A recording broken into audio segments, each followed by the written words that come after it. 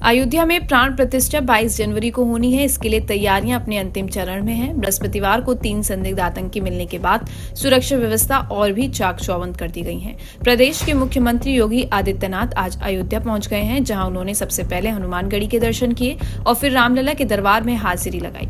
इस दौरान सीएम योगी ने राम मंदिर परिसर का भ्रमण भी किया। में आयोजित श्री राम जन्मभूमि पर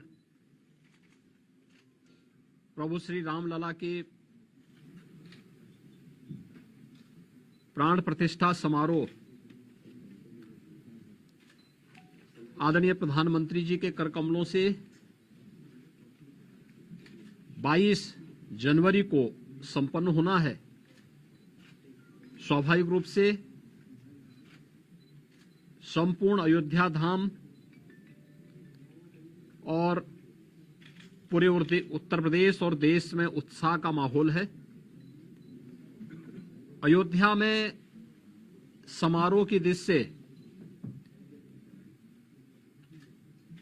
बाहर क्या व्यवस्थाएं हुई हैं, प्रशासन की इस व्यवस्था की समीक्षा करने के लिए आज पुनः मैं एक बार यहां पर आया हूं। स्थानीय स्तर पर प्रशासन ने और प्रदेश सरकार के मंत्रियों ने पहले से ही यहां पर सारी व्यवस्थाओं को, चाहे वह यहां के लोकल स्तर पर ट्रस्ट के साथ समन्वय का हो, यहां की सुविधाओं का हो, ट्रैफिक का है, सुरक्षा का है और अन्य सभी प्रकार की व्यवस्था को बेहतर तालमेल से आगे बढ़ा करके 22 जनवरी के इस ऐतिहासिक पल के कार्यक्रम को पूरी भव्यता के साथ, पूरी दिव्यता के साथ,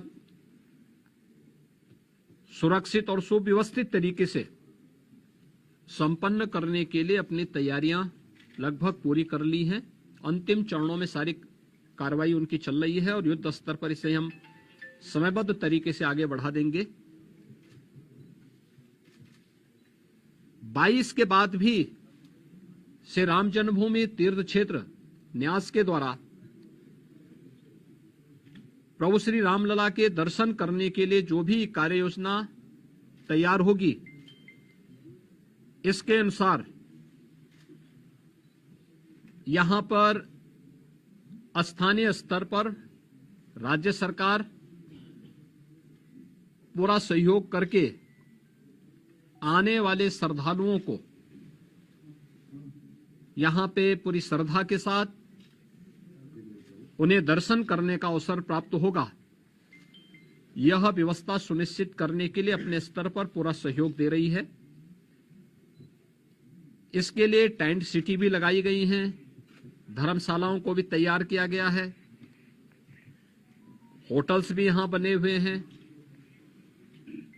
लखनऊ, वाराणसी, प्रयागराज, गोरखपुर या अन्य शहरों से यहां के आने के लिए एक बेहतर ग्रीन कॉरिडोर की व्यवस्था भी दी गई है, जिससे कहीं भी किसी को कोई दिक्कत न हो।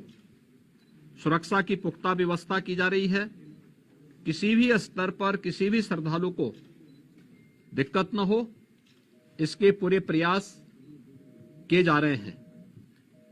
अभी से तैयारियां की जा रही हैं, क्योंकि हर एक मन में उत्साह है, उमंग है। 5 सदी के बाद यह अवसर आया है, तो स्वाभाविक रूप से हर श्रद्धालु इस बात को चाहता है कि मैं भी रामलला का दर्शन करूं।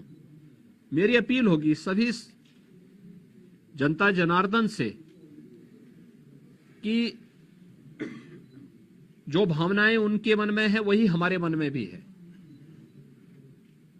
और इसलिए हम लोग बेहतर तालमेल और समन्वय से अगर दर्शन करने के लिए आएंगे तो दर्शन भी हो पाएगा और किसी प्रकार का कोई कष्ट किसी भी श्रद्धालु को और किसी भी आने वाले यात्री को अयोध्या धाम में नहीं होगी।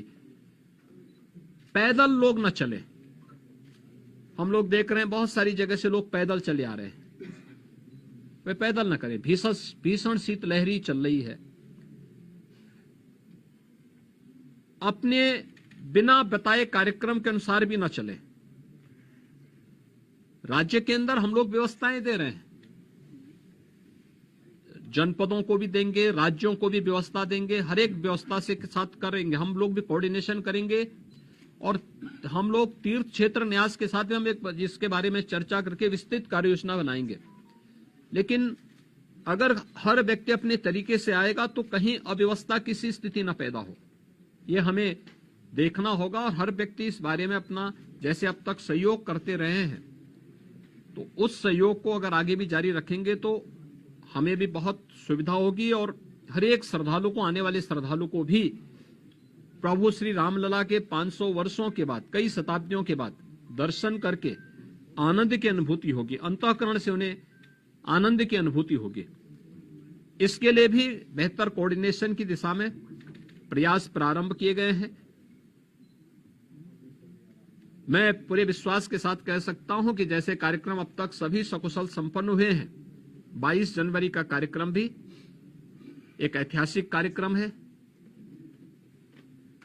भारत के विश्वास और लोक आस्था की पुनर्प्रतिष्ठा का, भारत के गौरव की पुनर्प्रतिष्ठा का कार्यक्रम है। इस कार्यक्रम को हम लोग जनता जनार्दन और सभी आम जनमानस के सहयोग से, पूज्य संतों के आशीर्वाद से, रामलला की कृपा से सकुशल संपन्न करने में सफल होंगे। आप सभी यहां पर इस भीषण शीतलहरी में हैं।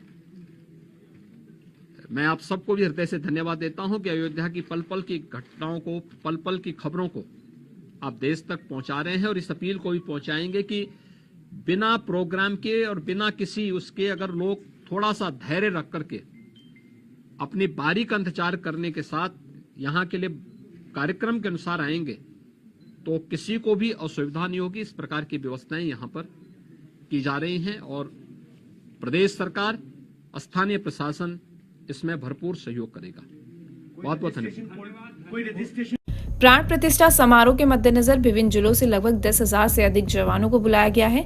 इनमें 100 से अधिक डीएसपी, 325 इंस्पेक्टर व 800 उप निरीक्षक, वीआईपी सुरक्षा के लिए 3 डीआईजी, 17 एसपी, 40 एएसपी, 82 डीएसपी, 90 निरीक्षक आदि लोग शामिल हैं। अर्धसैनिक बलों की 4 company RRF, 2 company SSB, 1 company ITBP व 26 कंपनी पीएससी के जवान भी पहुंचे हैं। बृहस्पतिवार को इन जवानों को अतिथियों के स्वागत व सत्कार व व्यवहार के प्रति सचेत करके विभिन्न स्थानों पर रवाना किया गया है।